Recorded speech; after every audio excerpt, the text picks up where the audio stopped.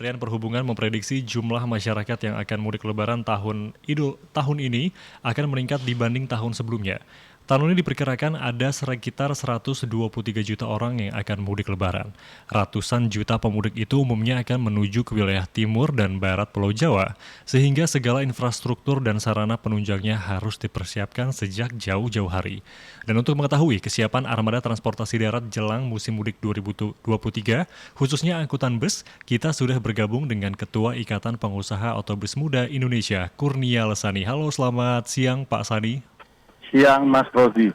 Nah, tadi kita di awal sudah menyampaikan sejumlah informasi, mulai dari kereta api hingga pelabuhan sudah siap-siap nih, jelang masa Ya, mudik lebaran 2023.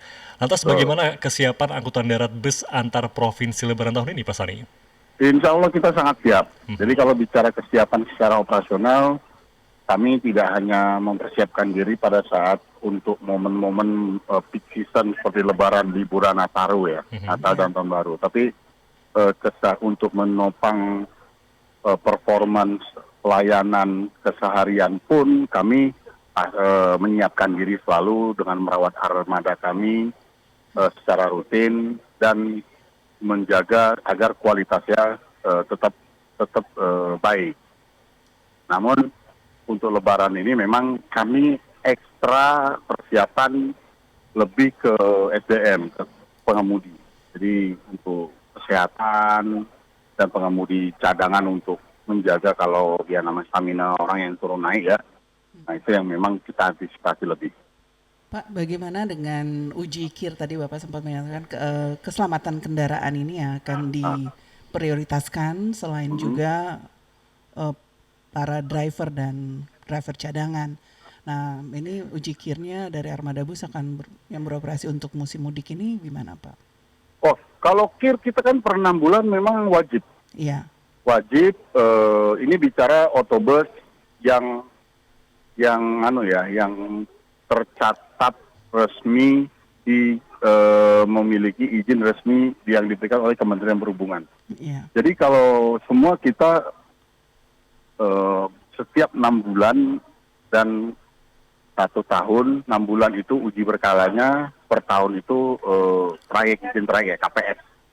Nah Iya. pada saat masa-masa itu kita jalani dengan rutin dan itu menjadi satu no-go item ya. Jadi tidak kita langkahi. Nah, namun untuk menghadapi musim ramai ini, pemerintah melakukan ramcek ekstra. Jadi mengecek di lapangan, memastikan kalau kendaraan itu memang laik jalan. Mm. Kalau untuk kirnya, insya Allah tidak ada masalah. Kita secara berkala tetap melakukan pengujian Jadi setahun itu dua kali ya Pak ya per setidaknya 6 bulan. per Ya, 6 bulan, iya. ya, Nah, kalau tadi Bapak sampaikan soal KIR itu memang udah kewajibannya ya setiap enam ya, bulan. ya. Kalau untuk kesehatan para pengemudi ini asesmennya nanti bentuknya seperti apa, Pak? Eh, Kalau kita bicara untuk memonitor kesehatan pengemudi itu, tiap perusahaan berbeda-beda. Ada yang Hmm, per bulan, ada yang per 2 bulan, per 3 bulan, dan per 6 bulan juga kita melakukan pemeriksaan internal iya. kesehatan pengemudi. Nah, namun ada beberapa pengemudi yang memiliki catatan kesehatan, yang mungkin darah tinggi atau seperti asam urat, kolesterol itu penyakit pengemudi di situ tuh Mbak. Nah, jadi memang ini menjadi Penyakit kita perhatian juga khusus, banyak kan ya, Pak ya? ya karena makannya enak terus, Oh gitu ya kan, ya? makannya enak terus. Jadi ini yang menjadi catatan-catatan, makanya kita lapis dengan pengemudi cadangan dan kita siapkan untuk menjaga kemungkinan-kemungkinan pada saat dia ekstra capek karena loadnya naik, ritasenya naik dari ya naik sekitar 40-50% untuk memenuhi kebutuhan mengangkut masyarakat ini, sehingga memang itu menjadi concern. Nah, jadi cara kita memang kita mempersiapkan pengemudi cadangan dan pengemudi-pengemudi yang dengan catatan khusus itu sebagian kita jadikan pengemudi cadangan agar kesehatannya tetap bisa terjaga. Oke, soal kesiapan tadi sudah ada jaminan baik dari armada busnya sendiri dan juga pengemudi. Lalu kan Kementerian Perhubungan juga Pak sudah memprediksi bahwa di tahun ini gitu ada peningkatan jumlah pemudik, jumlahnya bahkan Betul. diprediksi 123 juta orang. Nah, Hmm. kira-kira Pak untuk mengimbangi volume pemudik yang sedemikian besar begitu ya Pak. Kira-kira Ya. sudahkah ada data yang Bapak miliki gitu ya? Berapa sih jumlah bus yang akhirnya akan beroperasi gitu Pak di musim mudik tahun ini? Ini sih belum final. Jadi Mhm. mungkin Mas, kita kalau melihat dari reservasi aja dulu patokannya ya. Iya. Karena kalau kita menyiapkan armada, seluruh PO mempersiapkan seluruh armadanya untuk siap guna operasi. Namun kita kan based on jumlah penumpang yang mau kita angkut. Nah, Iya. kalau melihat reservasi H-7 654 321 ya, Iya. itu sampai hari ini reservasinya itu sudah mencapai hampir 80%. Nah, 80% dari total armada masing-masing PO yang dimiliki. Nah, Mhm. kan ini masih jauh. Nah, kalau kita belajar dari tahun-tahun yang sudah, seperti tahun 2022 kan alhamdulillah kan boleh dikatakan angkutan lebaran ini sudah kembali normal seperti 2019 ya, Iya. sebelum COVID. Itu kenaikannya mencapai di atas 30%, hampir 45%. Namun berbeda-beda ya, karena per rute. Jadi kalau kita lihat itu ada yang 35 sampai ke 45%. Nah, kalau ini kita prediksi kita ya mungkin bisa mencapai 60% secara totally kenaikannya.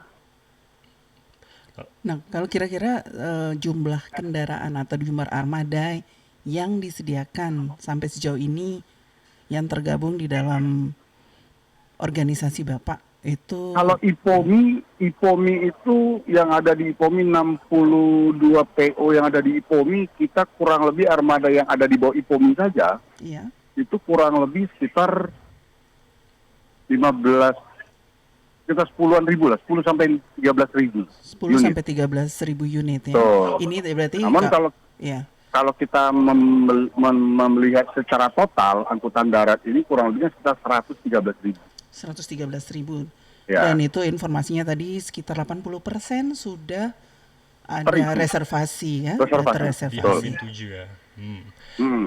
Lalu kemudian Dari tadi, mulai H-7 sampai H-1. nah tadi kalau misalnya di informasi sebelumnya ya Pak, pihak Ya, KAI kan akan mengantisipasi gitu ya lonjakan pemudik gitu ya. 1 minggu atau H-5 jelang ah, Lebaran karena banyak ya, diprediksi akan ada melakukan mudik secara lebih awal gitu ya. Mereka betul. akan menambahkan jumlah rangkaian. Nah, kalau dari Hmm. angkutan bus ini juga punya cadangan-cadangan armada nggak nih Pak? Jika nantinya Ya, gitu ya, orang yang nggak kebagian tiket pesawat, tiket ya, eh, tiket Kereta kereta, api. kereta, akhirnya ya. memutuskan untuk berpindah ke bus. Ya, jadi kita itu seperti biasa menghadapi hajat ramai ini, kami bus yang memiliki pelayanan antar kota antar provinsi itu di backup oleh teman-teman yang memiliki yang pelayanannya pariwisata.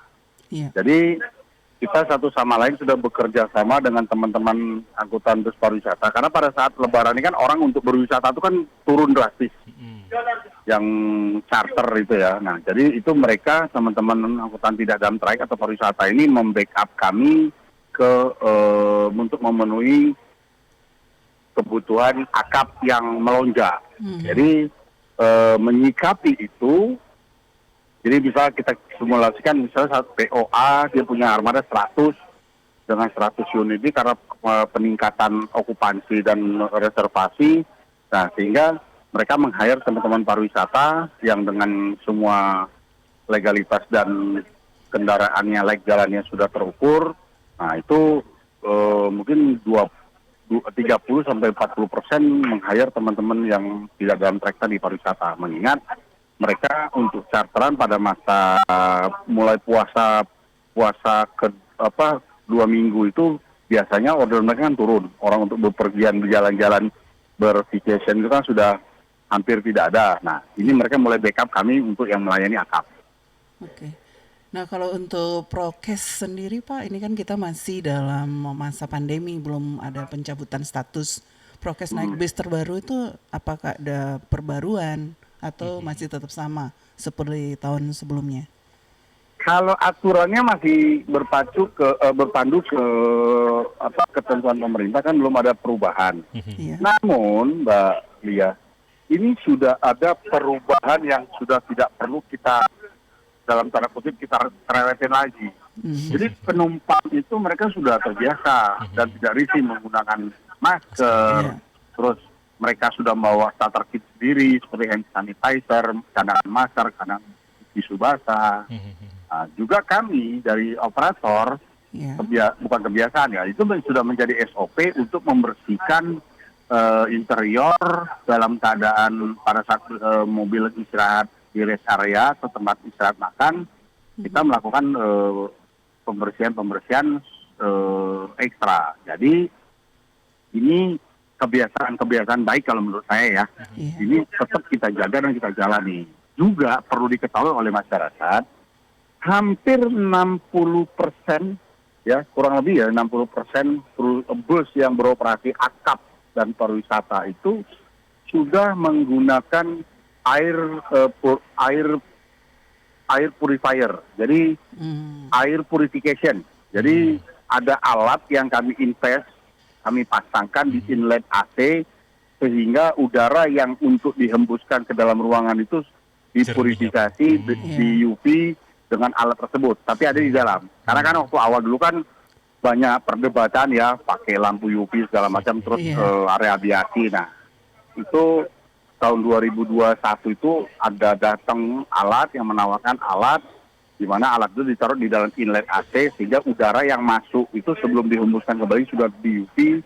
Jadi itu kurang lebih 60% itu sudah menggunakan alat tersebut, air purifier itu. Sehingga kami menjaga. Oh baik, artinya untuk protokol kesehatan sendiri masih mengikuti anjuran dari pemerintah. Kemudian nih Pak, tadi kan disebutkan bahwa H-7 jelang Idul Fitri ya, 80% reservasi sudah terpesan gitu ya. Lalu kita juga pengen tahu nih Pak, kalau di breakdown gitu ya, kalau dirincikan sebenarnya tujuan penumpang itu yang paling tinggi ke daerah mana aja sih Pak? Paling favorit Jawa Tengah, Solo Raya. Itu tetap favorit. Pokoknya Solo Raya, kalau panturannya tuh Kudus, Jepara dan sekitarnya, Jawa Tengah bagian baratnya itu Tegal, Brebes, Pekalongan, dan Purwokerto. Itu tetap favorit.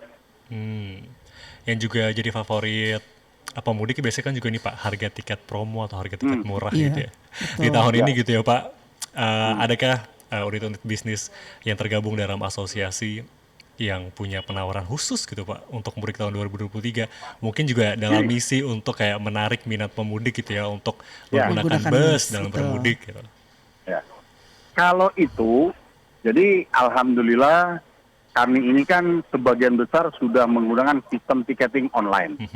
Karena Kementerian Perhubungan melalui PM 16-nya kalau nggak salah, itu kan harus wajib menggunakan sistem tiketing. Nah, di mana sistem tiketing itu kita bekerja sama dengan beberapa agregator. Nah, agregator inilah yang memberikan offering promo. Nah, jadi bukan secara direct kita langsung. Karena kan pemerintah mau meminta kami sudah dengan digitalisasi agar tracing dan monitoringnya lebih mudah dan gampang dan akuntabilitas lebih cepat. Artinya beli tiket online lebih ini apa ya? Lebih dapat betul. Jadi promo. penumpang itu datang ke terminal dia sudah memiliki tiket. Dan ini juga menurut saya yang habit yang harus kita rubah. Sehingga percaloan dan segala macam terminal itu bisa terhapuskan dengan pola teknologi IT ini. Dan itu sudah terwujud. Jadi 2022 itu terbukti yang penumpang datang, boleh dikatakan kalau menurut pengamatan saya sudah di 85% itu penumpang sudah datang dia menggunakan membawa tiket secara INR dengan QR dan segala macam. Namun 15% lagi itu yang mungkin mendadak atau baru memutuskan atau mungkin karena modal lain dia gagal berangkat atau dia berpindah atau bagaimana, dengan situasional, nah itu yang mereka baru go show. Namun kami tetap layani karena di terminal-terminal tipe A yang ada di seluruh Indonesia masih ada perwakilan dari perusahaan yang bisa mengakomodir kebutuhan masyarakat. Karena boardingnya penumpang di terminal itu masih dilayani dan dilakukan oleh operator sendiri. Belum dilayani oleh pemerintah. Iya. Baik Pak, ini terakhir. Ada saran yang mau disampaikan ke pemerintah, saran dan pesan yang terkait khususnya dengan mudik tahun 2023 Atau mungkin ini ya. infrastruktur Iya, tol mungkin. Ini yang menarik mungkin nih. Iya. Ini menarik ini. Semoga didengar oleh para yang berkepentingan. Satu, Amin. kami mohon dengan sangat infrastruktur seperti jalan tol. Kita tahu jalan tol Trans Jawa banyak jalan yang kondisinya kemarin dengan hujan kemarin mungkin berlobang dan segala macam. Nah, kami mohon kalau bisa seminggu puasa ini semua itu sudah beres. Juga Ya. Tol Sumatera itu banyak sekali yang patah, pecah, berlobang dan itu riskan untuk kecelakaan. Iya. Nah, kedua, ya kami sangat berharap, bukan sangat berharap, kami meminta kebijakan one way jangan ditiadakan. Jadi kalau memang mau dibikin one way, tetap ada satu kontraflow yang khusus angkutan umum, ya umum dan kendaraan atau orang-orang yang memerlukan seperti ambulan dan segala macam. Jadi kalau kita belajar dari yang sudah, pemerintah dengan kebijakan one way ini, kendaraan pribadi, orang berlomba-lomba jadi ke kendaraan pribadi dan kendaraan pribadi yang dari Hamin itu ke timur, toh tidak solusi juga terjadi kemacetan di itu terutama di rest area. Nah, jadi kami meminta pemerintah mempertimbangkan kalau ada wacana one way, kami tetap serahkan, pasti pemerintah tahu lah ya yang terbaik. Namun kami sangat berharap dan memohon untuk angkutan massal, angkutan umum ini diberikan prioritas lebih. Karena kami mengangkut orang banyak. Jadi jangan sampai karena kebijakan one way sehingga yang dari kalau Hamin itu kan mudik itu kan dari barat ke timur dibikin one way, kendaraan dari timur lewat jalan provinsi, jalan lama, kena macet dan segala macam. Nah, itu sehingga yang di barat terjadi penumpukan penumpang sehingga telat berangkat. Tahun lalu itu kita sempat geser bukan jam berangkat tapi hari berangkat. Nah, kami sangat berharap ini tidak terjadi. Baik. Jadi yang disalahkan waktu itu dianggap kami menjual lebih dari kapasitas. Sebenarnya tidak.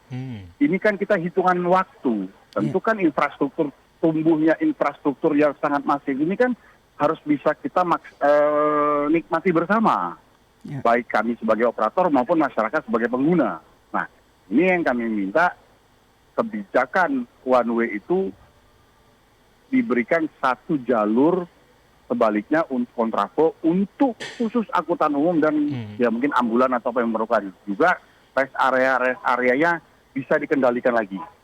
Baik. Itu yang sangat penting menurut saya. Baik. baik. Masih ada 20 hari lagi jelang puncak mudik. Semoga Ya. pekerjaan rumah Kementerian Perhubungan dan juga pemerintah terkait infrastruktur dan keselamatan mudik bisa segera dieksekusi. Betul, bisa diselesaikan ya karena demi keselamatan. Kalau menurut saya, Mas Rosi, seluruh stakeholder lah, jangan Ya. cuma Kementerian Perhubungan, karena Kementerian Perhubungan kan di pusat sebagai pemberi regulasinya, tapi yang mengawasi, yang melihat, yang tahu situasi itu kan di bawah itu kan Dinas Perhubungan. Begitu juga Polri, Korlantas itu kan pusatnya. Tapi kan yang di daerah yang di bawah kan tetap Polda, Polresnya setempat. Nah, kami mohon kerjasama yang lebih lebih kuat dan sesuai yang dibutuhkan saat itu gitu loh. Itu yang kita harapkan. Baik. Itu ya Dan sinergitas. bahan bakar yang terakhir. Ya, betul, ketersediaan bahan bakar itu penting Solar sebenarnya. itu tolonglah Ibu Pertamina dan Ibu BPH Migas. Kebijakan QR dan segala macam itu menyulitkan dan pembatasan 200 liter itu. Waduh. Ini bisa menjadi masalah karena kita hanya boleh beli 200 liter per 24 jam dengan kenaikan utilisasi operasional mobil itu dalam 24 jam itu operasinya meningkat. Sehingga misalnya Kalau dia biasanya hari Senin pagi dia berangkat ke Solo, Selasa pagi baru ke Jakarta lagi. Ini Senin pagi dari Jakarta sampai sore, malam itu balik lagi ke Jakarta. Nah kan belum Baik. 24 jam dia harus refuel. Baik. Nah ini menurut saya kebijakannya tolong segera dievaluasi. Ya. Baik, terima kasih Pak Kurnia Lesani, Ketua Ikatan Sama-sama. Pengusaha Otobus Muda Indonesia, sudah Sama-sama. berbagi bersama kami di MG Radio. Terima kasih. Ya, selamat siang, tetap sehat. Ya, Pak. selamat siang, salam sehat. Yuk.